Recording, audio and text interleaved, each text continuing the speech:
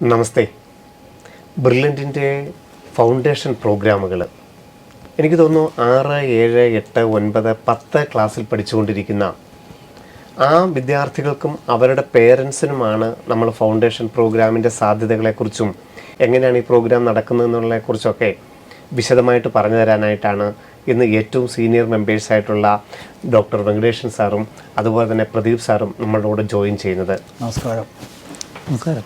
Sir, foundation programme നമുക്ക് ആ പേര് പോലെ തന്നെ യഥാർത്ഥത്തിൽ നമുക്കറിയാം നമ്മുടെ ഏറ്റവും പ്രീമിയർ ഇൻസ്റ്റിറ്റ്യൂട്ടുകൾ ഇന്ത്യയിലെ അത് പ്രൊഫഷണൽ മേഖല, അപ്പോൾ എഞ്ചിനീയറിംഗ്, മെഡിക്കൽ എന്നുള്ളതിനൊക്കെ അപ്പുറത്ത് ഏറ്റവും നല്ലൊരു പഠനം എല്ലാ രക്ഷകർത്താക്കളുടെയും ആഗ്രഹം അതുതന്നെയാണ്. നമ്മുടെ വിദ്യാർത്ഥികളെ, നമ്മുടെ കുട്ടികളെ ഏറ്റവും നല്ലൊരു സ്ഥാപനത്തിൽ നന്നായി പഠിപ്പിക്കുക എന്നുള്ളത് തന്നെയാണ്. അതിന് ഏറ്റവും നല്ലൊരു ഫൗണ്ടേഷൻ ആവശ്യവുമാണ്.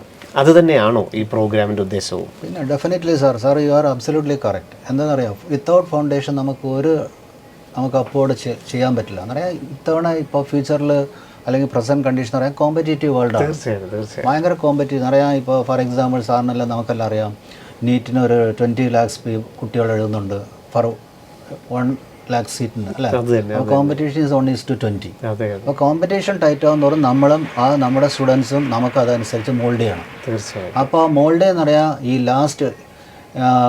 ലാസ്റ്റ് മിനിറ്റ് അറിയാം. ഇവിടെ പലയിടത്തിലും കേരളത്തിൽ ഞാൻ കാണുന്നത് 10th വന്നു കഴിഞ്ഞിട്ടായിരിക്കും മെഡിക്കൽ പോകണോ എഞ്ചിനീയറിംഗ് പോകണോ പറ്റി അവർ ആലോചിക്കുന്നത്. പണ്ടൊക്കെ 12ാം ക്ലാസ് കഴിഞ്ഞിട്ടായിരുന്നു ഇനി എവിടെ ചേരണം എന്നുള്ളത്. ഇപ്പം എനിക്കൊന്ന് കുറച്ച് മാറ്റങ്ങൾ നമുക്ക് വരുത്താനായിട്ട് സാധിച്ചിട്ടുണ്ട്. ഞാൻ എൻ്റെ പയ്യനെ തന്നെ 2012 7th പുള്ളി ഫൗണ്ടേഷൻ, അന്ന് ബ്രില്യൻറ്റിൽ ആദ്യമായിട്ട് ഫൗണ്ടേഷൻ കോഴ്സ് ജോയിൻ ചെയ്തതാണ്. അപ്പോൾ ഞാൻ ആലോചിച്ചത് വേണോ, ഇതാ നീഡ്ഫുൾ ആണോ. അപ്പോൾ പയ്യനോട് ചോദിച്ചു, പയ്യൻ പറഞ്ഞു ഓക്കെ ഞാൻ ചേരാം. ചേർന്ന് കഴിഞ്ഞിട്ടായിരിക്കും അതിൻ്റെ നമുക്ക് മെച്ചം കിട്ടുന്നത്. അന്ന് പുള്ളി ആ സ്ക്രീനിങ് ടെസ്റ്റിൽ തന്നെ ടോപ്പറായി.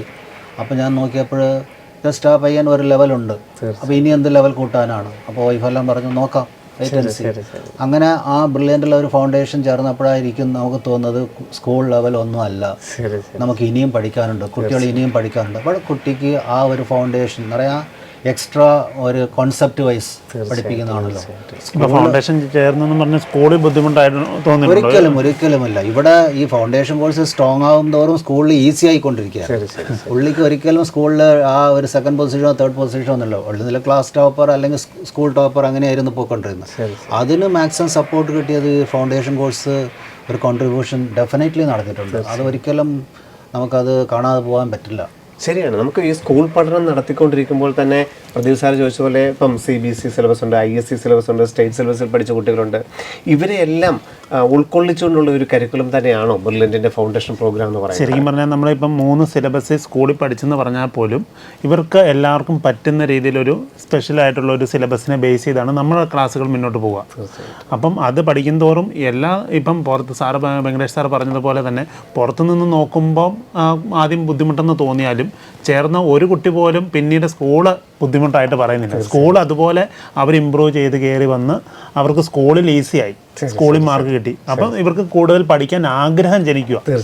അത് ഈ 10ാം ക്ലാസ് കഴിഞ്ഞിട്ട് തുടങ്ങുന്നത് അല്ല.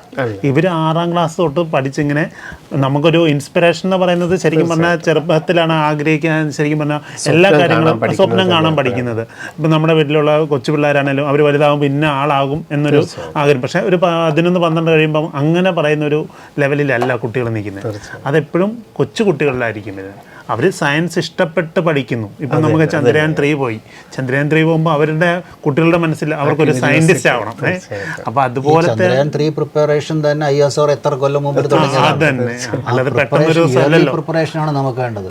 1 fine morning ഇതൊന്നും ചെയ്യാൻ പറ്റില്ല. ഇതൊരു 10 years, 15 years, 20 years ബാക്കിൽ നമ്മൾ നോക്കണം. എത്ര പേരുടെ കോൺട്രിബ്യൂഷൻ ആണ്. അതുപോലെയാണ് നമുക്ക് സ്കൂൾ കോമ്പറ്റീഷൻ ആണെങ്കിൽ ശരി, നമുക്ക് yearly preparation is A must. അത് എല്ലാവരും അങ്ങനെയാണ്. ഇപ്പോൾ നോർത്ത് ഇന്ത്യൻ സ്റ്റുഡൻസ് എല്ലാം ഓൾ ഇന്ത്യ ലെവലിൽ, അഡ്വാൻസ് ലെവലിൽ ഫസ്റ്റ് റാങ്ക് എടുക്കുന്ന അവരെല്ലാം definitely they have started foundation course. അതിൽ നമുക്ക് പല ടോപ്പേഴ്സിൻ്റെ ഇൻ്റർവ്യൂ ഞാൻ വായിച്ചിട്ടുണ്ട്. അവരെല്ലാവരും ഫൗണ്ടേഷൻ കോഴ്സ് കഴിഞ്ഞിട്ട് ഒന്നിലെ ഓൺലൈൻ അല്ല ഓഫ്ലൈൻ കോഴ്സ് കഴിഞ്ഞ് വന്നവരായിരിക്കും. അല്ലെങ്കിൽ ഫ്രഷായിട്ട് ഒരു ഫൈൻ മോർണിംഗ് 10th വന്നിട്ട് എനിക്ക് മെഡിക്കൽ അല്ലെങ്കിൽ എഞ്ചിനീയറിംഗ്, മെഡിക്കലും എഞ്ചിനീയറിംഗും അല്ല ഏത് ഫീൽഡിൽ പോകണമെങ്കിലും എഴുതണം. എന്നെ വന്നാലും ഒരു കുട്ടി എന്ന് പറയുന്ന ആള് അയാൾ 6ൽ പഠിക്കണം, 7ൽ പഠിക്കണം, 8ൽ പഠിക്കണം, 10ാം ക്ലാസ് ഏതൊക്കെ നമ്മുടെ എല്ലാവരുടെയും ജീവിതത്തിൽ അതും ഉണ്ട്. അത് ഏത് ഫീൽഡിൽ പോകുന്നതിനും ഉണ്ട്. അപ്പം നോർമലി അവർക്ക് വളരെ ഈസി ആയിട്ട് ആഘോഷിച്ച് പഠിക്കാൻ പറ്റുന്നതാണ് ഈ ഫൗണ്ടേഷൻ എന്ന് പറയുന്നത്. തീർച്ചയായിട്ടും നമുക്കറിയാം ഇപ്പോൾ കുട്ടികളുടെ പഠനം എന്ന് പറയുമ്പോൾ തന്നെ ഏറെ വിമർശനങ്ങളും ഇതിനോടൊപ്പം തന്നെ ഉണ്ട്. ഈ ഒരു പ്രായത്തിൽ തന്നെ ഇവർക്ക് അങ്ങനെ ഒരു ഇത് വേണോ, ഇത്രയധികം ലോഡ് വേണോ എന്നുള്ളതൊക്കെ ഉണ്ട്.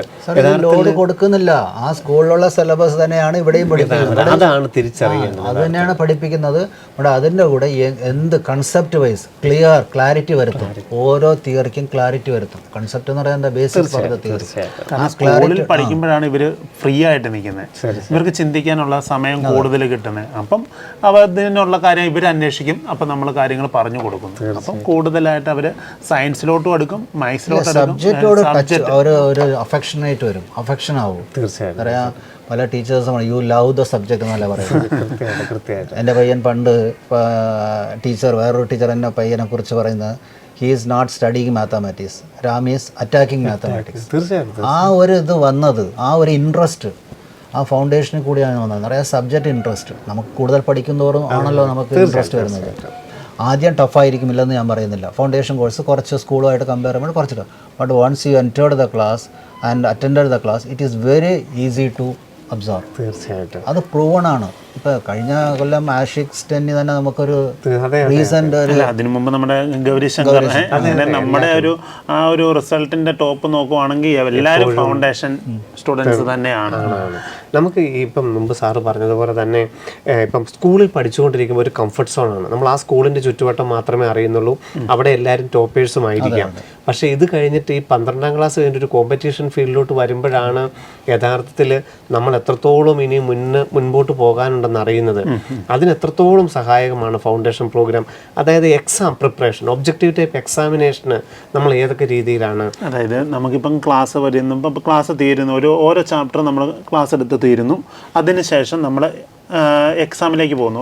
എല്ലാ പ്രോഗ്രാമിനും ഒബ്ജക്റ്റീവ് ടൈപ്പ് എക്സാമിനേഷനോട് കൂടെ തന്നെ. അപ്പോൾ ഓരോ ചാപ്റ്ററിനും നമ്മൾ ഒബ്ജക്റ്റീവ് എക്സാം നടത്തി അതിൻ്റെ റിസൾട്ട്. ഇതിപ്പം ഓഫ്ലൈൻ നമുക്കറിയാലോ, ഓഫ്ലൈൻ നമുക്ക് കോഴിക്കോടുണ്ട്, തൃശ്ശൂരുണ്ട്, എറണാകുളമുണ്ട്, ദെൻ പാല, കോട്ടയം, ദെൻ ചങ്ങനാശ്ശേരി, കൊല്ലം, ട്രിവാൻഡ്രം. അതായത് കേരളത്തിലെ എല്ലാ ജില്ലയിലും നമുക്ക് മിക്കവാറും നമ്മുടെ സെന്ററുകളുണ്ട്. കുട്ടികൾക്ക് അവധി സമയത്ത് നമ്മുടെ ക്ലാസ്സുകൾ വന്ന് അറ്റൻഡ് ചെയ്യാൻ പറ്റും. അപ്പോൾ ഒരു പരീക്ഷ നമ്മളിപ്പോൾ നടക്കുവാണെങ്കിൽ അത് സെൻട്രലൈസ്ഡ് റാങ്ക്, അതായത് കോഴിക്കോട് നടക്കുന്ന പരീക്ഷയും ട്രിവാൻഡ്രത്ത് നടക്കുന്ന പരീക്ഷയും ഒരേ സമയത്ത് നടക്കുന്നു, ഒരുമിച്ച് റാങ്ക് ലിസ്റ്റ് വരുന്നു. കുട്ടി എവിടെയാണ് നിൽക്കുന്നത് നമുക്കൊരു ഐഡിയ, യഥാർത്ഥ പൊസിഷൻ.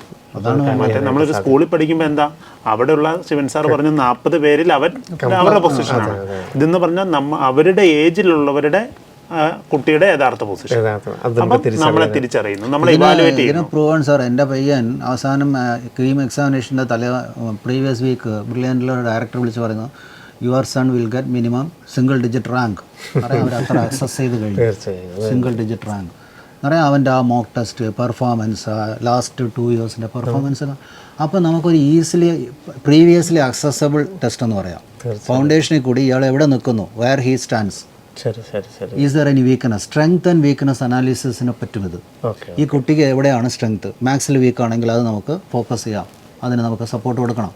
അപ്പോൾ ആ ഒരു identification of strength and weakness of the particular student അത് നമുക്ക് ചെയ്യാൻ പറ്റും. ആ ഫൗണ്ടേഷൻ അറ്റൻഡ് ശരിക്കും പറഞ്ഞാൽ നമ്മളിപ്പോൾ ഒരു എഞ്ചിനീയറിംഗ് ഫീൽഡ്, മെഡിക്കൽ ഫീൽഡ്, അല്ലെങ്കിൽ ഡോക്ടർ, അല്ലെങ്കിൽ എഞ്ചിനീയർ, ക്ലാസ് കഴിഞ്ഞ് ഏതൊരു മേഖലയിലോട്ട് പോകണമെങ്കിലും ഇപ്പോൾ ഒരു പ്രവേശന പരീക്ഷ മാത്രമേ പോകാൻ സയന്റിസ്റ്റ്, അല്ലെങ്കിൽ നമുക്കൊരു എന്നാ പറയുന്നത്, നമുക്കൊരു IAS കാരനാണ്. എല്ലായിടത്തും മത്സരമാണ്. അപ്പോൾ അത് ശരിക്കും പറഞ്ഞാൽ ഈ ഇങ്ങനത്തെ ചെറിയ ചെറിയ ഫൗണ്ടേഷൻ കിട്ടി കയറി വരുന്നതോറും കുട്ടികൾക്ക് അതിന്റെ അവര് തിരിച്ചറിഞ്ഞു വരുന്നു. അത്രയും ഞാൻ പറയുള്ളൂ. അവർ പരസ്പരം അതുകൊണ്ട് വേറൊന്നും എക്സാം ഫിയർ ആൻഡ് ഫീവർ എന്നുണ്ട്. കുട്ടികൾക്ക് ചിലപ്പോൾ തലേദിവസം ഫീവർ വരും, ഫിയർ ഉണ്ട്. ഇതെല്ലാം ഈ ഫൗണ്ടേഷൻ കൂടി സാറ് പറഞ്ഞ പോലെ കുറേ മോക്ക് ടെസ്റ്റും കുറേ മോഡൽ ടെസ്റ്റും, ആ സമയത്ത് അവർക്ക് പേടിയുണ്ടാവുകയില്ല. ഏത് എക്സാമിനേഷൻ എഴുതാൻ പോലെ അവർക്കൊരു കോൺഫിഡൻസ്, ഇറ്റ് ബിൽഡ്സ് കോൺഫിഡൻസ് ആണ്, സെൽഫ് കോൺഫിഡൻസ്. ആൻഡ് ഫാമിലിക്കും നമുക്ക് ഈ കുട്ടി ചെയ്യാൻ പറ്റും, പേരൻസിന് നമുക്ക് അതൊരു കോൺഫിഡൻസ്. ഈ കുട്ടിയുടെ ആ പെർഫോമൻസ് സാറ് പറഞ്ഞ പോലെ അനലൈസ് ചെയ്യല്ലേ ത്രൂ ഔട്ട് കേരള, അല്ലെങ്കിൽ through comparative with all the students അല്ലേ. തീർച്ചയായിട്ടും. അപ്പോൾ നമുക്കൊരു ഐഡൻറ്റിഫിക്കേഷൻ കിട്ടും, ഇയാൾ എവിടെയാണ് നിൽക്കുന്നത്, ഇയാൾക്ക് എന്താ കൊടുക്കേണ്ടത്, മാത്സിലാണോ വീക്ക് അല്ലെങ്കിൽ സയൻസിലാണോ പുറകിൽ, അതിൽ നമുക്ക് കുറച്ചുകൂടി കോൺസെൻട്രേറ്റ് ചെയ്യാം. കഴിഞ്ഞ ദിവസം ഒരു പേരൻറ്റ് ഞങ്ങളിവിടെ കണ്ടു, BSNL ജോലിക്കാരിയാണ്. അപ്പം കുട്ടി കരാട്ട ബ്ലാക്ക് ബെൽറ്റ് ആണ്. നമ്മുടെ ചാനലിൽ വീഡിയോ ഒക്കെ കിടപ്പുണ്ട്. പേരൻസ് എന്നോട് പറഞ്ഞത് അവനെ ക്ലാസ്സിന് വിട്ടേ പിന്നെ പഠനകാര്യം പേരൻസിന് നോക്കേണ്ട ആവശ്യം വന്നിട്ടില്ല. ഇപ്പം അവനാണ് ഇൻട്രസ്റ്റ്. അവൻ്റെ നിർബന്ധം കൊണ്ട് അവൻ മറ്റേ കരാട്ട ക്ലാസ്സിനും പോകുന്നുണ്ട്, ഫൗണ്ടേഷനും വരുന്നുണ്ട്, ക്ലാസ് കാണുന്നുണ്ട്, ടോപ്പാണ്, സ്കൂളിലും ടോപ്പായി. തീർച്ചയായിട്ടും അത് തന്നെയാണ്. കാരണം ഒന്ന്, നമ്മളുടെ കുട്ടികളുടെ സ്ട്രെങ്ത് ആൻഡ് വീക്ക്നെസ്, സബ്ജക്റ്റിൽ ഏത് സബ്ജക്റ്റിലാണ് എക്സ്പെർട്ട്, ഇതിനുശേഷം അത് ഏത് മേഖലയിലോട്ട് കൈകാര്യം ചെയ്യണം, ഇങ്ങനെയുള്ളതെല്ലാം ആ പേരൻറ്റിന് സെൽഫ് ആക്സസ് ചെയ്യാനായിട്ട് തീർച്ചയായിട്ടും സാധിക്കും. നമുക്ക് ആ കുട്ടിയെ അസസ്മെന്റ് എവാലുവേറ്റ് ചെയ്യാം, ഇയാൾ എവിടെയാണ് നിൽക്കുന്നത്, തീർച്ചയായിട്ടും അതനുസരിച്ചുള്ള നമുക്ക് ഇൻപുട്ട് കൊടുക്കാം, അല്ലെങ്കിൽ സപ്പോർട്ട് കൊടുക്കാം. തീർച്ചയായിട്ടും അത് സബ്ജക്റ്റ് വൈസ് ആണെങ്കിൽ ശരി, കോമ്പറ്റേറ്റീവ്. ഇപ്പോൾ സപ്പോസ് സാറ് പറഞ്ഞ പോലെ ഈ മോക്ക് ടെസ്റ്റ് എഴുതുമ്പോൾ ഏറ്റവും ഇമ്പോർട്ടൻറ്റ് ടൈം മാനേജ്മെൻ്റ് ആണ്. തീർച്ചയായിട്ടും ടൈം മാനേജ്മെന്റ് വളരെ ഈ ഫ്യൂച്ചറിൽ കോമ്പറ്റേറ്റീവ് എക്സാമിനേഷൻ ടൈം മാനേജ്മെന്റ് ആണല്ലോ. കാരണം നമ്മുടെ ഇവിടെ റിപ്പീറ്റ് ചെയ്യാൻ വരുന്ന 80% കുട്ടികളും അവരുടെ പഠിക്കാത്തതിന്റെ സബ്ജക്ട് അറിയാത്തതിന്റെ പേരിലല്ല, ടൈം മാനേജ്മെന്റ് നല്ല മാർക്കുള്ളവരാ. അതെ, 95-96% കുട്ടികൾ പറയുന്നത് എനിക്ക് നീറ്റിന് അല്ലെങ്കിൽ ജെഇക്ക് ആ ടൈം ഒന്ന് പഠിക്കാൻ സാധിച്ചിരുന്നെങ്കിൽ എന്നാണ് പറയുന്നത്. അത് നേരത്തെ ഒന്ന് നോക്കുമായിരുന്നെങ്കിൽ എത്രത്തോളം ആണെങ്കിൽ 120 ക്വസ്റ്റ്യൻ 150 മിനിറ്റ്, ആ ഒരു ടൈം മാനേജ്മെന്റ് ഒരു വലിയൊരു ഇൻഫ്ലുവൻസ് ആണ്. തീർച്ചയായിട്ടും. അപ്പോൾ അതെല്ലാം ഈ പ്രാക്ടീസ് ആൻഡ് എക്സ്പീരിയൻസിൽ കൂടി നമുക്ക് അത് മോൾഡ് ചെയ്തെടുക്കാൻ പറ്റുള്ളൂ. കുട്ടിക്കും അതനുസരിച്ചുള്ള പ്രാക്ടീസ് കിട്ടുകയാണെങ്കിൽ അവർക്ക് ആ confidence level definitely it goes up. ബ്രില്യൻറ്റിൻ്റെ ഫൗണ്ടേഷൻ പ്രോഗ്രാം പറയുകയാണെങ്കിൽ ഇപ്പം 6ാം ക്ലാസ് മുതൽ 10ാം ക്ലാസ് വരെ പഠിക്കുന്ന കുട്ടികൾക്കുണ്ടെന്ന് നമ്മൾ പറഞ്ഞു. ഏതൊക്കെ രീതിയിൽ ലോകത്ത് എവിടെയുള്ള മലയാളികൾക്കും ഇത് ആക്സസ് ചെയ്യാൻ പറ്റുമല്ലോ, എങ്ങനെയായിരിക്കാം നമ്മുടെ ക്ലാസ്സുകൾ? ആദ്യം തന്നെ നമുക്ക് ഇതിൻ്റെ ഒരു സെലക്ഷൻ ക്രൈറ്റീരിയ പറയണം. തീർച്ചയായിട്ടും. ഇപ്പം നമുക്ക് 6 തൊട്ട് 10ാം ക്ലാസ് വരെ നമുക്ക് ക്ലാസ്സുകളുണ്ടെങ്കിൽ തന്നെ അത് ഇപ്പം 5ാം ക്ലാസ് തൊട്ട് 9ാം ക്ലാസ് വരെ പഠിക്കുന്ന കുട്ടികൾക്ക് ഇതിന് അപ്ലൈ ചെയ്യാം. അതിൻ്റെ ഇപ്പോൾ ആപ്ലിക്കേഷൻ നമ്മുടെ ബ്രില്യൻറ്റിൻ്റെ സൈറ്റ് 5, 6, 7, 8, 9, 10 പഠിച്ചുകൊണ്ടിരിക്കുന്നവര് ഇപ്പോൾ അപ്ലൈ ചെയ്യാം. ഈ സ്ക്രീനിങ് ടെസ്റ്റിന് വേണ്ടി നമ്മുടെ ഒക്ടോബർ 1 ഓഫ്ലൈൻ രീതിയിലാണ് പരീക്ഷ വരുന്നത്. അത് കേരളത്തിൽ മാത്രമല്ല, നമ്മുടെ ചെന്നൈയിലുണ്ട്, ബാംഗ്ലൂരുണ്ട്, കോയമ്പത്തൂരുണ്ട്, ദുബായിലും ഉണ്ട്. അപ്പം ഇത്രയും സെൻറ്ററുകളിൽ വന്ന് നമ്മൾ ഓഫ്ലൈൻ പരീക്ഷ നടക്കുന്നു. ആ ഓഫ്ലൈൻ പരീക്ഷയുടെ ബേസിൽ നല്ല സ്കോളർഷിപ്പ് കൊടുക്കുന്നു. ഏതാണ്ട് 1.5 കോടി രൂപയ്ക്ക് അടുത്ത് തന്നെ നമ്മൾ സ്കോളർഷിപ്പ് അനൗൺസ് ചെയ്തിട്ടുണ്ട്. അപ്പോൾ ആ സ്കോളർഷിപ്പ് കിട്ടി പഠിക്കുമ്പോൾ അവർക്ക് ഇൻസ്പിറേഷൻ, ഒരു മോട്ടിവേഷനാണ്.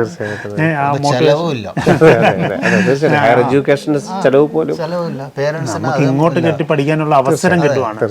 അപ്പം അത് സ്റ്റഡി മെറ്റീരിയൽ ഉണ്ട്. വലിയ ഫീസ് എന്ന് പറയുന്നത് ഇല്ല, കാരണം ഈ സ്കോളർഷിപ്പ് കിട്ടി കഴിയുമ്പോൾ ഫീസ് ഇല്ലാതെ തന്നെ നമുക്ക് പഠിക്കാനും പറ്റും. അപ്പം അത് ഈ സെന്ററിൽ എത്താൻ പറ്റാത്തവർക്ക് ഈ സ്ക്രീനിംഗ് ടെസ്റ്റ് എങ്ങനെയാണ് അറ്റൻഡ് ചെയ്യാൻ? നമുക്ക് ഓൺലൈൻ ടെസ്റ്റ് ഉണ്ട്. അതായത് ഇപ്പോൾ ഈ സെൻറ്ററുകളിൽ വരാൻ പറ്റാത്തവർക്ക് വേണ്ടി, അതായത് നമ്മുടെ ഓഫ്ലൈൻ സെൻറ്ററുകൾ നമ്മൾ എക്സാം സെൻറ്റർ പറഞ്ഞിട്ടുണ്ട്, അവിടെ എത്താൻ പറ്റാത്തവർക്ക് വേണ്ടി നമ്മൾ ഓൺലൈൻ ടെസ്റ്റ്, അത് ഒക്ടോബർ 2 നടക്കുന്നത്. അത് ലോകത്ത് എവിടെ ഇരുന്ന് വേണമെങ്കിലും പരീക്ഷ എഴുതാൻ പറ്റും. ഈ 2 പരീക്ഷ എഴുതിയാലും നമ്മുടെ ക്ലാസ്സുകൾ എന്ന് പറയുന്നത് ഒരേ ടെക്സ്റ്റ് ബുക്കിനെ ബേസ് ചെയ്ത് തന്നെയാണ് ക്ലാസ്. നമ്മുടെ ക്ലാസ്സുകളും അതുപോലെ തന്നെ ഓഫ്ലൈൻ രീതിയിലും ഓൺലൈൻ രീതിയിലും പരമാവധി നമുക്ക് നമ്മുടെ സെൻറ്ററുകൾ ഞാൻ മുമ്പേ പറഞ്ഞ പോലെ കോഴിക്കോടുണ്ട്, തൃശ്ശൂരുണ്ട്, എറണാകുളം ഉണ്ട്, പിന്നെ നമുക്ക് കോട്ടയം, പാലായുണ്ട്, ദെൻ ചങ്ങനാശ്ശേരി, കൊല്ലം, ട്രിവാൻഡ്രം. ഇത്രയും സെൻറ്ററുകളാണ് നമുക്ക് ഓഫ്ലൈൻ സെൻറ്ററുകൾ, ക്ലാസ് റൂം സെൻറ്ററുകൾ. അത് നമുക്ക് വെക്കേഷൻ സമയത്താണ് ക്ലാസ് സ്റ്റാർട്ട് ചെയ്യുന്നത്. ഏപ്രിൽ മാസം ക്ലാസ്. സ്ക്രീനിംഗ് ടെസ്റ്റ് നമ്മളിപ്പോൾ ഒക്ടോബർ നടത്തിയാലും ക്ലാസ്സുകൾ ആരംഭിക്കുന്നത് അടുത്ത ഏപ്രിൽ മാസം മുതലാണ്. അപ്പം ഇവർ സ്കൂളിൽ തുടങ്ങിയിട്ടില്ല. അപ്പം സ്കൂൾ തുടങ്ങുന്നതിന് മുമ്പ് നമ്മുടെ ക്ലാസ്സുകൾ ആരംഭിക്കും. അപ്പം നമ്മൾ സ്കൂളിൽ പോകുന്ന മുമ്പിൽ ഇവൻ പഠിച്ച് തുടങ്ങുവാണ്. അപ്പം ഈവൻ ജൂൺ മാസം ചെല്ലുമ്പോൾ തന്നെ ഇവൻ അങ്ങ് ടോപ്പിക് വൈസ് മുന്നിലായി. പിന്നെ അപ്പം അവർക്ക് വളരെ ഈസി ആയി. പിന്നെ അവർ മുന്നോട്ട് പോകുന്തോറും എല്ലാം അഡ്വാൻസ് ആയിട്ട് കാര്യങ്ങൾ ചെയ്ത് തീർത്ത് മുന്നോട്ട് പോകുന്നു. അങ്ങനെ വരുമ്പം ഇവരുടെ ജീവിതത്തിൽ വരുന്ന ഇപ്പോൾ സ്കൂൾ കാലഘട്ടത്തിൽ പല കോമ്പറ്റേറ്റീവ് എക്സാമുകളുണ്ട്. ഇപ്പോൾ ഒളിമ്പ്യാഡുകളുണ്ട്, അങ്ങനെ പല സ്കൂൾ എക്സാമുകൾ കാര്യങ്ങളെല്ലാം വരുന്നുണ്ട്. അതിലെല്ലാം നല്ല പെർഫോമൻസ് കാഴ്ചവെക്കാൻ പറ്റും. കാരണം നമുക്കൊരു കോമ്പറ്റേറ്റീവ് എക്സാം എന്ന് പറയുമ്പോൾ അവിടെ സിലബസ് തരും. നോർമലി സിലബസ് ഉണ്ടാവും. പക്ഷേ സിലബസിനകത്ത് ഒരു 30-40% എല്ലാവർക്കും ചെയ്യാൻ പറ്റുന്ന രീതിയിലുള്ള ക്വസ്റ്റ്യൻ ഉണ്ടാവും.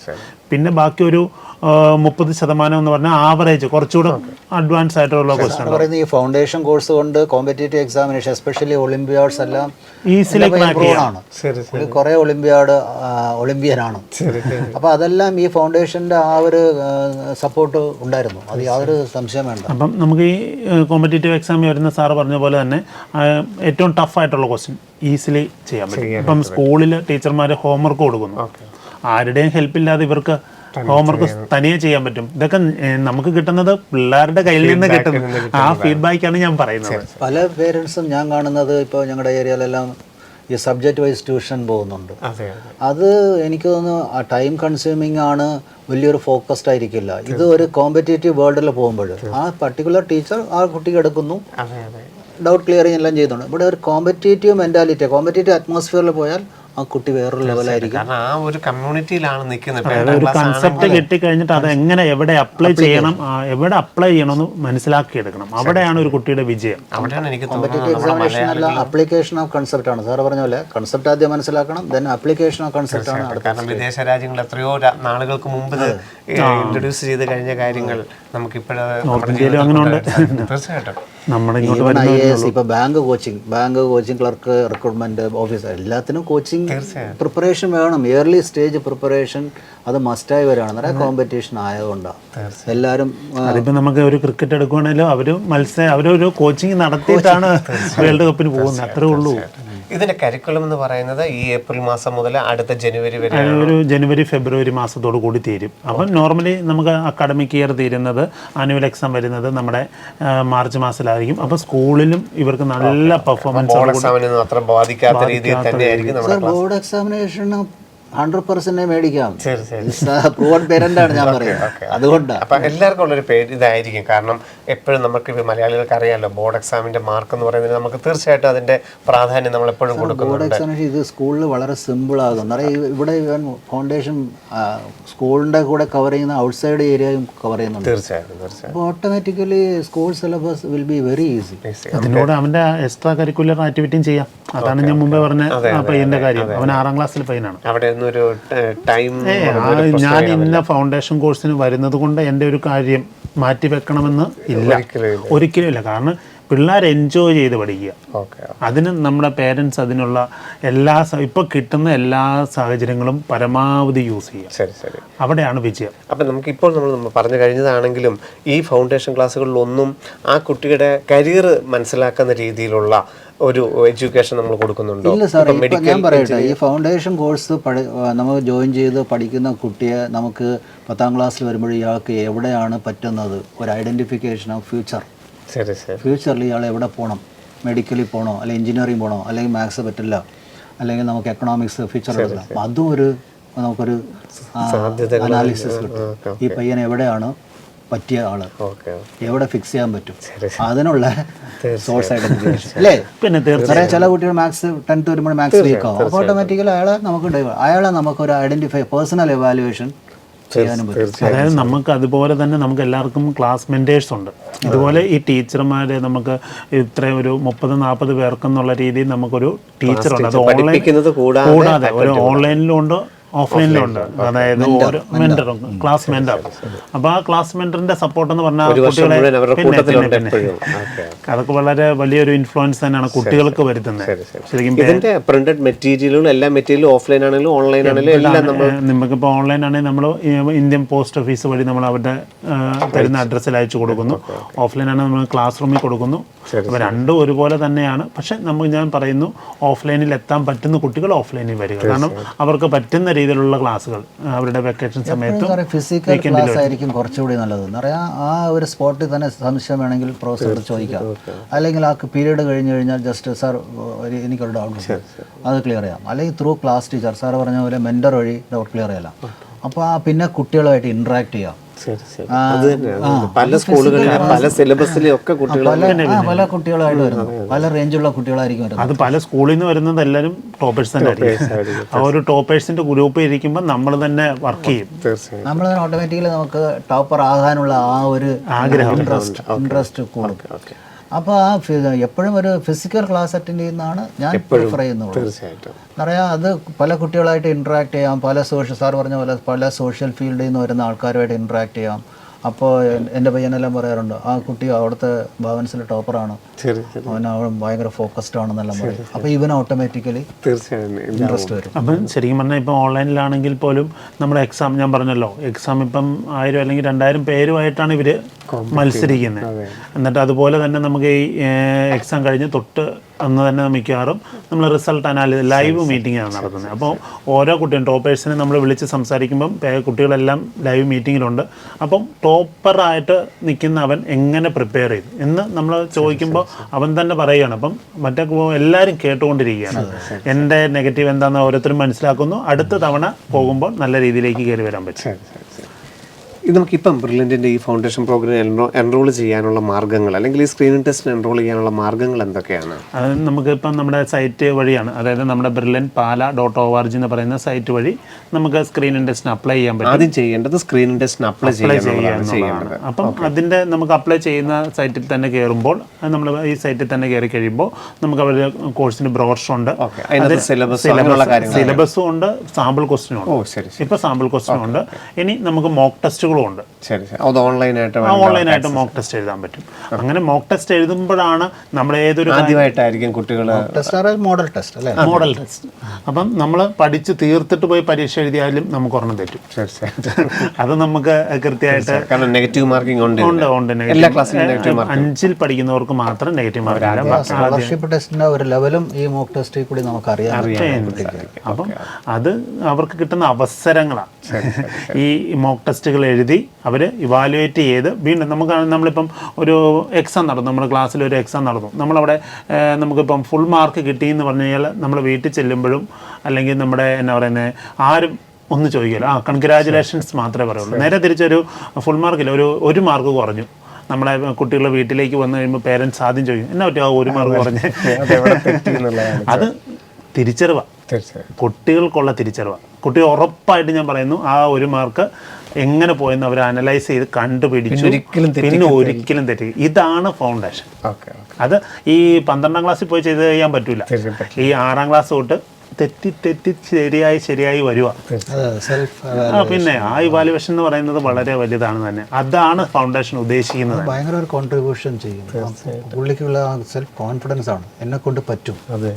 കാരണം കുട്ടിക്കാലത്ത് തന്നെ ഇത് ചെയ്യാനുള്ള ഒരു ആഗ്രഹവും ഉണ്ടാവും. എപ്പോഴും നമ്മൾ ഇപ്പോൾ failure is the full step of success എന്ന് പറയുന്ന പോലെ നമുക്ക് ആ ഒരു റോങ് ആൻസർ വരുമ്പോഴായിരിക്കും റൈറ്റ് ആൻസറോട്ടിലുള്ള നമുക്ക് ആ ഒരു ചിന്ത മനസ്സിലാകുന്നത് അല്ലേ? തീർച്ചയായും. അപ്പോൾ അതുപോലെ കോൺസെപ്റ്റ് വൈസ് പഠിച്ച് അപ്പിയർ ചെയ്ത് ആപ്ലിക്കേഷനും കോൺസെപ്റ്റ് വെച്ചാൽ ഡെഫിനറ്റ്ലി കോമ്പറ്റേറ്റീവ് എക്സാമിനേഷനിൽ വളരെ 100% യൂസ്ഫുൾ ആയിരിക്കും എന്നാണ് എൻ്റെ ഒരു പ്രൂവൺ പേരൻ്റ് ആയിട്ടുള്ള ഇതിൽ പറയാം.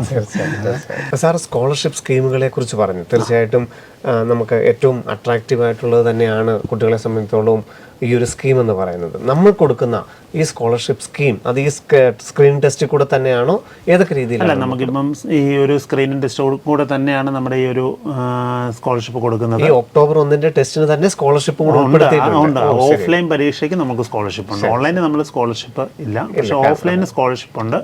അത് ഞാൻ പറഞ്ഞല്ലോ, ഇത്തരം കേരളത്തിലെ എല്ലാ ജില്ലകളിലും നമുക്ക് ഓഫ്ലൈൻ സെൻ്റർ ഉണ്ട്. അതുപോലെ നമുക്ക് കോയമ്പത്തൂർ, ചെന്നൈ, ബാംഗ്ലൂരുണ്ട്, ദുബായിലും നമുക്ക് സെൻ്റർ ഉണ്ട്. അപ്പോൾ അതിൽ ടോപ്പ് വരുന്ന ഫസ്റ്റ് റാങ്ക് വരുന്നവർക്ക് 50,000, 6, 7, 8 ഓരോ ക്ലാസ്സിനും 6ൽ പഠിക്കുന്ന ഒരു കുട്ടിക്ക് ഉറപ്പായും ഒരാൾക്ക് 50,000 ഉണ്ട്. പിന്നെ താഴോട്ട് അതനുസരിച്ച് പടിപടിയായിട്ടുള്ള സ്കോളർഷിപ്പ് ഉണ്ട്. ദെൻ 7ലും അതുപോലെ തന്നെ 50 ഈച്ച് ക്ലാസ്. പിന്നെ അത് 9ലും 10ലേക്കും ചെന്ന് കഴിയുമ്പോൾ 1 ലക്ഷമാണ്. അങ്ങനെ ടോട്ടൽ 1.5 കോടി രൂപയുടെ സ്കോളർഷിപ്പാണ് കിട്ടുന്നത്. ഇല്ല. പിന്നെ ഇവര് ഈ പഠിക്കുന്ന പുതിയൊരു സിലബസോ കാര്യങ്ങളൊന്നുമല്ല. ഇവരുടെ ഫസ്റ്റ് ടൈം ഇപ്പം നമ്മൾ പറഞ്ഞ പോലെ 6ാം ക്ലാസ്സിൽ പഠിക്കുന്ന അല്ലെങ്കിൽ 5ാം ക്ലാസ്സിൽ പഠിക്കുന്ന കുട്ടികൾക്ക് ഇപ്പോൾ ഓണത്തിന്റെ പരീക്ഷയുടെ ടോപ്പിക്ക് കഴിഞ്ഞിട്ടുണ്ടല്ലോ, ആ സിലബസും 4ാം ക്ലാസ്സിൽ പഠിച്ച കുറച്ച് സിലബസ്. ശരി. യഥാർത്ഥത്തിൽ 6ാം ക്ലാസ്സിന്റെ ഫൗണ്ടേഷൻ വരേണ്ട ഒരു കുട്ടിയെ സംബന്ധിച്ചോളം അത് ഈ സ്ക്രീനിങ് ടെസ്റ്റിന് വേണ്ടിയിട്ട് നോക്കേണ്ടത് ഇതുവരെ ആ ക്ലാസ്സിൽ പഠിപ്പിച്ച ടോപ്പിക്കുകൾ ആ സിലബസ് നമ്മൾ ഓൾറെഡി സൈറ്റിൽ കൊടുത്തിട്ടുണ്ട്. അത് ശരിക്കും അല്ലാതെ കൂടുതൽ വേറെ മെറ്റീരിയൽ നോക്കേണ്ട പഠിപ്പിക്കാത്ത ക്ലാസ്സുകളൊന്നും വരത്തില്ല. അതാത് പഠിച്ച ടോപ്പിക്ക് നന്നായിട്ടൊന്ന് ഡീപ്പായിട്ട് പഠിച്ചാൽ സ്ക്രീനിങ് ടെസ്റ്റ് അറ്റൻഡ് ചെയ്യാം, സ്കോളർഷിപ്പ് മേടിക്കാം. ഓക്കെ. പിന്നെ ഞാൻ നേരത്തെ പറഞ്ഞ പോലെ നമ്മുടെ കുട്ടി എവിടെയാണ് നിൽക്കുന്നതെന്ന് അറിയാൻ പറ്റും. അത് പേരൻസിനും അസസ് ചെയ്യാൻ പറ്റും കൃത്യമായിട്ട്. നേരത്തെ പറഞ്ഞ പോലെ നമ്മുടെ കുട്ടി ക്ലാസ് ഫസ്റ്റ് സ്കൂൾ ഫസ്റ്റ് എല്ലാം ഇരിക്കുമ്പോൾ ഇവിടെ ഒരു കോമ്പറ്റേറ്റീവ് എക്സാമിനേഷൻ എഴുതുമ്പോൾ നമ്മളെ കുട്ടി എവിടെയാണ് വരുന്നത്. സാർ റിപ്പീറ്റേഴ്സിന് സാർ ഇപ്പോൾ എല്ലാ ക്ലാസ്സിലും സാറ് കയറുന്ന ആളായതുകൊണ്ട് അറിയാം. നമ്മൾ ഒരു വർഷം ഒരു 15,000 കുട്ടികളെ കാണുമ്പോഴും അതിൽ 14,000 കുട്ടികളും ഓരോരോ സ്കൂളുകളുടെ ടോപ്പേഴ്സാണ്.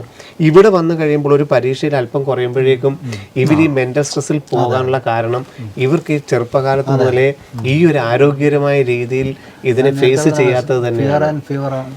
തീർച്ചയായിട്ടും. കാരണം എല്ലാം അത് തന്നെ പേടിയാണ്. ഫൗണ്ടേഷൻ വരുമ്പോൾ തന്നെ അപ്പം ഒരു കോൺഫിഡൻസും കൂടെ ഉണ്ടാവും. തീർച്ചയായിട്ടും. ആ പരീക്ഷ എങ്ങനെയാണ് കൈകാര്യം ചെയ്യേണ്ടത്, എന്താണ് പരീക്ഷയുടെ ഒരു സാധ്യത. ഏതൊരു പരീക്ഷയാണെങ്കിലും നമ്മൾ എത്രമാത്രം പഠിച്ചെന്ന് ആ പരീക്ഷ എഴുതുന്ന ഒരു സമയമുണ്ട്. അത് തന്നെ. അതെ. ആ ഒരു സമയത്ത് അവര് ഒറ്റയ്ക്കാണ് പരീക്ഷ എഴുതുന്നത്. ആ സമയം എത്രമാത്രം കോൺഫിഡൻസ് ആയിട്ടിരിക്കും, എത്രമാത്രം പോസിറ്റീവായിട്ട് തിങ്ക് ചെയ്യാൻ പറ്റുന്നു, അവിടെയാണ് വിജയം.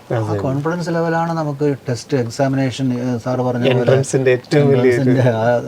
ഫൗണ്ടേഷൻ കോഴ്സിന്റെ ഇതിൽ മോഡൽ ടെസ്റ്റ് ഉണ്ടാകും, വീക്ക്ലി ടെസ്റ്റ് ഉണ്ടാകും, 1 hour ഇപ്പം ശരിക്കും പറഞ്ഞാൽ നമുക്ക് 1 month 1 മോഡലാണ്. 1 month 1 മോഡൽ. എല്ലാ സെക്കൻഡ് സാറ്റർഡേ നമ്മൾ മോഡൽ എക്സാമാണ്. അത് ഏതാണ്ട് ഒരു 2 hours ഡ്യൂറേഷനുള്ള മോഡൽ എക്സാം തന്നെയാണ്. അതിന് ക്യാഷ് അവാർഡും ഉണ്ട്. ആ മോഡൽ എക്സാമിനും ക്യാഷ് അവാർഡും ഉണ്ട്. തീർച്ചയായിട്ടും. കാരണം നമുക്കറിയാം ഓരോ വർഷവും ഏറ്റവും പ്രധാനപ്പെട്ട നാഷണൽ ലെവലിലുള്ള എൻട്രൻസുകളെല്ലാം വരുമ്പോൾ മുൻപൊക്കെ മലയാളികൾ പിന്നിലാണ് എന്ന് പറഞ്ഞുള്ള ഒരു കമന്റ് എപ്പോഴും കേൾക്കണം. അതാ പറഞ്ഞത്. ഇപ്പോൾ അതെല്ലാം മാറിയത് ഒരു പക്ഷേ നമുക്ക് നേരത്തെ തന്നെ ഇങ്ങനെ മുൻകൂട്ടി കണ്ട് സർവീസിൽ പോലും അറൗണ്ട് 25 to 50 കാൻഡിഡേറ്റ്സ് നമ്മൾ ക്ലിയർ ചെയ്തു. അത് ടോപ്പേഴ്സ് ഉൾപ്പെടെ നമുക്ക് വരാനായിട്ട് സാധിച്ചു. ബ്രില്യന്റിന്റെ കുട്ടികളും ഇഷ്ടംപോലെ ഉണ്ടല്ലോ. തീർച്ചയായും. അവർക്കൊക്കെ നേരത്തെ തന്നെ ഈ ഒരു ഏജ് ലെവലുള്ളവരുമായിട്ട് മത്സരം പറ്റി. അതാണ് അതെ. ഗഹന തന്നെ പറഞ്ഞത് നമ്മുടെ കഴിഞ്ഞ തവണത്തെ ടോപ്പർ തന്നെ, സിവിൽ സർവീസിൽ ടോപ്പർ തന്നെ പറഞ്ഞത് 6ാം ക്ലാസ് ആകുമ്പോൾ തന്നെ ഇതെന്താണ് ഈ കോമ്പറ്റീഷൻ ഫീൽഡ് എന്നുള്ളത് തിരിച്ചറിയാൻ കഴിയും. ഈ കോമ്പറ്റേറ്റീവ് വൈബ് എന്ന് പറയുന്നത്. കോമ്പറ്റേറ്റീവ് വൈബ് കുട്ടികൾക്ക് ക്രിയേറ്റ് ചെയ്തേ പറ്റൂ.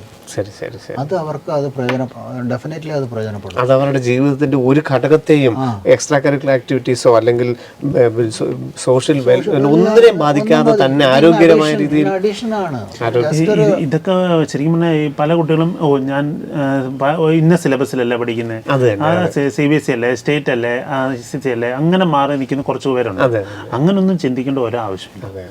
നമ്മൾ ഏത് സിലബസിൽ പഠിച്ചാലും നമുക്ക് ഇതൊക്കെ നടക്കും, നമ്മളെ കൊണ്ട് പറ്റും. സാർ കൃത്യമായിട്ട് പറഞ്ഞു. കാരണം ഇതെനിക്ക് പറ്റുന്നതാണ് എന്ന് തിരിച്ചറിയണമെങ്കിൽ ഇതൊന്ന് ചെയ്തു നോക്കിയാലല്ലേ അറിയാവുള്ളൂ. നമ്മൾ എവിടെയാ നിൽക്കുന്നത്, നമ്മുടെ വീക്ക്നെസ് അനലൈസ് ചെയ്താലേ പറ്റൂ, ഐഡന്റിഫൈ ചെയ്താലേ പറ്റൂ. അത് ഐഡന്റിഫൈ ചെയ്യാനുള്ള ഒരു പ്ലാറ്റ്ഫോമായിട്ട് ഫൗണ്ടേഷൻ നമ്മൾ കാണാം. അപ്പം ബ്രില്യൻ സ്റ്റഡീസ് സെന്ററിന്റെ ഏറ്റവും അട്രാക്ഷൻ ആയിട്ടുള്ള ഒരു പ്രോഗ്രാം തന്നെയാണ് ഫൗണ്ടേഷൻ. അതല്ലേ സാർ പുതിയ പേരിട്ടിരിക്കുന്നത്, ബി ഫാസ്റ്റ്. തീർച്ചയായിട്ടും. അതെ അതെ തീർച്ചയായിട്ടും. നിറയെ സ്പീഡല്ലേ. കാരണം ഇനിയും നമ്മൾ തുടങ്ങിയിട്ടില്ലെങ്കിൽ തുടങ്ങണം. അതന്നെ സാറ്. അപ്പം അത് ചെയ്യണമെങ്കിൽ നമുക്ക് നമ്മുടെ സൈറ്റ് ഇപ്പം രജിസ്ട്രേഷന് വേണ്ടി ഓപ്പൺ ആണ്. brilliantpala.org എന്നുള്ള നമ്മുടെ വെബ്സൈറ്റ് ഓപ്പൺ ആണ്. ആ സൈറ്റിൽ കയറി നമ്മുടെ പേര് കാര്യങ്ങൾ രജിസ്റ്റർ ചെയ്ത് കഴിഞ്ഞാൽ നമുക്ക് നമ്മുടെ ഒരു വാട്സപ്പ് ഗ്രൂപ്പിൽ ആഡ് ചെയ്യുന്നു. പിന്നീട് നമ്മൾ ഏതാ ക്ലാസ്സിൽ പഠിക്കുന്നത് നമ്മൾ ആഡ് ചെയ്യുന്നു, അതനുസരിച്ചുള്ള ടെസ്റ്റ് നമുക്ക് അറ്റൻഡ് ചെയ്യാൻ പറ്റും. അത് മോക്ക് ടെസ്റ്റുകൾ എഴുതി നമ്മൾ മുമ്പേ പറഞ്ഞ പോലെ തന്നെ മോക്ക് ടെസ്റ്റുകൾ എഴുതി അതിനും പ്രാക്ടീസ്, അതായത് സ്ക്രീനിങ് ടെസ്റ്റിനും പ്രാക്ടീസ്. നമ്മളൊരു മത്സരത്തിന് പോകുമ്പോൾ നമുക്കൊരു സ്ക്രീൻ നെഗറ്റീവ് മാർക്കിംഗ് കുട്ടികൾക്ക് ആദ്യമായിട്ട് ചെയ്യും. അപ്പോൾ അതെല്ലാം മാറി നമുക്ക് കൃത്യമായിട്ട് അപ്ലൈ ചെയ്യാൻ പറ്റും. ഇത് സ്ക്രീനിങ് ടെസ്റ്റ് നമ്മൾ പറഞ്ഞല്ലോ October 1-നും October 2-നും. October 1-ന് ഓഫ്ലൈൻ മോഡലാണ്. അത് 2 ടെസ്റ്റ് എഴുതേണ്ട സാഹചര്യം ഇല്ല, വേണ്ട. ശരിക്കും ഓഫ്ലൈൻ സെന്ററുകളിൽ, അതായത് നമുക്ക് ഇപ്പം നമ്മുടെ ടെസ്റ്റ് സെന്റർ കേരളത്തിലെ എല്ലാ ജില്ലകളിലും ടെസ്റ്റ് സെന്റർ ഉണ്ട്. അത് ഒന്നിൽ കൂടുതൽ ടെസ്റ്റ് സെന്റർ ഉണ്ട്. ജില്ലകളിൽ ഒരിടത്തല്ല വരേണ്ടത്, ഒരു ജില്ലയിൽ ചിലപ്പോൾ പല സെന്ററുകൾ ഓപ്പൺ ആയിരിക്കും. നമ്മൾ പരമാവധി അത് എഴുതാൻ, ഓഫ്ലൈൻ ടെസ്റ്റ് എഴുതാൻ ശ്രമിക്കുക. കാരണം നമുക്ക് സ്കോളർഷിപ്പ് കിട്ടുന്നതാണ്. എന്നിട്ട് നമുക്ക് വേണമെങ്കിൽ ഓഫ്ലൈനിൽ വരാം, അല്ലെങ്കിൽ ഓൺലൈനിൽ വരാം. പ്രോഗ്രാം പിന്നെ ഏതിൽ വേണമെങ്കിലും പരീക്ഷ എഴുതി എന്നുള്ളതിന് പ്രസക്തിയില്ല. ഓൺലൈൻ പരീക്ഷ എഴുതി കഴിഞ്ഞാലും നമുക്ക് ഓഫ്ലൈൻ ക്ലാസ്സുകളിലോട്ട് വരാം. അവിടെ സ്കോളർഷിപ്പ് കിട്ടത്തില്ല എന്ന് മാത്രമേ ഉള്ളൂ. ഓഫ്ലൈൻ എഴുതി കഴിഞ്ഞാലും വേണമെങ്കിൽ ഓൺലൈൻ ചൂസ് ചെയ്യാം. അത് അവരുടെ ഇഷ്ടം പോലെ ചെയ്യാൻ പറ്റും. ഈ ക്ലാസ്സുകൾ നമ്മൾ ആരംഭിക്കുന്നത് നമുക്ക് 2024 ഏപ്രിൽ മാസത്തോടു കൂടിയാണ് കോഴ്സ് ആരംഭിക്കുന്നത്. അപ്പം ആ കോഴ്സ് നമ്മൾ ഏപ്രിൽ മാസം 2024 ആരംഭിക്കുന്നു. ദെൻ കണ്ടിന്യൂസ് ആയിട്ട് പോയി 2025 ജനുവരി ഫെബ്രുവരി ഫെബ്രുവരി മാസത്തോടു കൂടി അവസാനിക്കുന്നു. ഇനി ഒരു വർഷം നമ്മുടെ ഒരു സ്ക്രീനിങ് ടെസ്റ്റ് വഴി നമ്മുടെ കോഴ്സിലേക്ക് ജോയിൻ ചെയ്താൽ നെക്സ്റ്റ് ഇയറിലേക്ക് നമുക്ക് സ്ക്രീനിങ് ടെസ്റ്റ് എഴുതേണ്ട ആവശ്യമില്ല. അത് പ്രധാനപ്പെട്ടതാണ്. ഇത്രയും ഒരു പ്രൊമോഷൻ ടെസ്റ്റാണ് വരിക, അതും സ്കോളർഷിപ്പ് ടെസ്റ്റ് തന്നെയാണ്. അപ്പോൾ ഓരോ വർഷം ഇങ്ങനെ പ്രൊമോട്ട് ചെയ്ത് തന്നെയാണ് 10ാം ക്ലാസ് വരെ എത്തുന്നത്. അപ്പം ഓഫ്ലൈൻ ക്ലാസ്സുകൾ നമുക്ക് കേരളത്തിലെ മിക്കവാറും എല്ലാ ജില്ലകളിലും ഉണ്ട്. ഇപ്പോൾ കോഴിക്കോട് നമുക്ക് ക്യാമ്പസ് ഉണ്ട്, ബ്രില്യൻറ്റിൻ്റെ ക്യാമ്പസിൽ വെച്ച് തന്നെയാണ് ക്ലാസ് നടക്കുന്നത്. അതുപോലെ തൃശ്ശൂരും ബ്രില്യൻറ്റിൻ്റെ ക്യാമ്പസിൽ തന്നെയാണ് നമുക്ക് ക്ലാസ്സുകൾ നടക്കുന്നത്. എറണാകുളത്ത് തേവരയിൽ നമുക്കുണ്ട്, പിന്നെ കാക്കനാട് നമുക്ക് എറണാകുളത്ത് 2 സെൻറ്ററുകളുള്ള അവിടെ 2ഇടത്ത് നമുക്ക് ക്ലാസ്സുകളുണ്ട്. ഇനി കോട്ടയം ജില്ലയിലേക്ക് വരുവാണെങ്കിൽ നമുക്ക് പാല മെയിൻ ക്യാമ്പസിലുണ്ട്, ദെൻ ചങ്ങനാശ്ശേരിയിലുണ്ട്, പിന്നെ കോട്ടയത്തുണ്ട്, പിന്നെ അതുപോലെ കാഞ്ഞിരപ്പള്ളിയിലുണ്ട്, ദെൻ അതുപോലെ തന്നെ തൊടുപുഴ നമുക്ക് ഇടുക്കി ജില്ലയിൽ തൊടുപുഴയിൽ നമുക്ക് സെൻറ്റർ ഉണ്ട്. പിന്നെ കൊല്ലത്തേക്ക് വരുവാണെങ്കിൽ കൊല്ലം ബിർലിൻ്റെ ക്യാമ്പസ് ഉണ്ടല്ലോ, അവിടെ തന്നെയാണ് നമുക്ക് ക്ലാസ്സുകൾ നടക്കുന്നത്. ട്രിവാൻഡ്രത്ത് നമ്മുടെ ക്യാമ്പസിൽ തന്നെ, അതായത് നാലഞ്ചിറയിൽ നമ്മുടെ ക്യാമ്പസ് ഉണ്ടല്ലോ, അവിടെ തന്നെ ക്ലാസ്സുകൾ നടക്കുന്നുണ്ട്. ശരി, തീർച്ചയായിട്ടും. അപ്പോൾ ഇത്രയും നാളത്തെ ഒരു എക്സ്പീരിയൻസിൽ നിന്നുള്ള ഏറ്റവും പ്രധാനപ്പെട്ട വാക്കുകളാണ് നമ്മൾ കേട്ടത്. നമ്മുടെ കുട്ടികളുടെ വിദ്യാഭ്യാസം അത് ഏത് രീതിയിൽ കൊണ്ടുപോകണം, അവരെ ഒരു ആരോഗ്യകരമായ ഒരു കോമ്പറ്റീഷൻ ഫീൽഡിൽ നിലനിർത്തി കഴിഞ്ഞാൽ എന്തെങ്കിലും നെഗറ്റീവുകളുണ്ടോ, യാതൊരു സംശയത്തിനും ഇട നൽകാതെയാണ് നമ്മുടെ എക്സ്പീരിയൻസ് എന്ന് തന്നെ. കാരണം സാറിൻ്റെ വെങ്കടേഷ് സാറിന് അറിയാം, 2 കുട്ടികളും കേരള ടോപ്പറായിട്ട്, ഒരാൾ IITയിലും ഒരാൾ എയിംസിലും പഠിച്ചുകൊണ്ടിരുന്ന വിദ്യാർത്ഥികളാണ്. സാറ് തന്നെ ഇതിന് സാക്ഷ്യം പറയുന്നു നമ്മുടെ ഫൗണ്ടേഷൻ പ്രോഗ്രാമിൻ്റെ ആവശ്യകതയെക്കുറിച്ച്. അപ്പോൾ ഇനി നിങ്ങൾക്ക് brilliantpara.org എന്ന ഞങ്ങളുടെ വെബ്സൈറ്റ് സന്ദർശിച്ച് അതിൻ്റെ സിലബസ് നോക്കി മനസ്സിലാക്കി ഈ പ്രോഗ്രാമിനായിട്ട് നമുക്ക് എൻറോൾ ചെയ്യാൻ സാധിക്കുന്നതാണ്.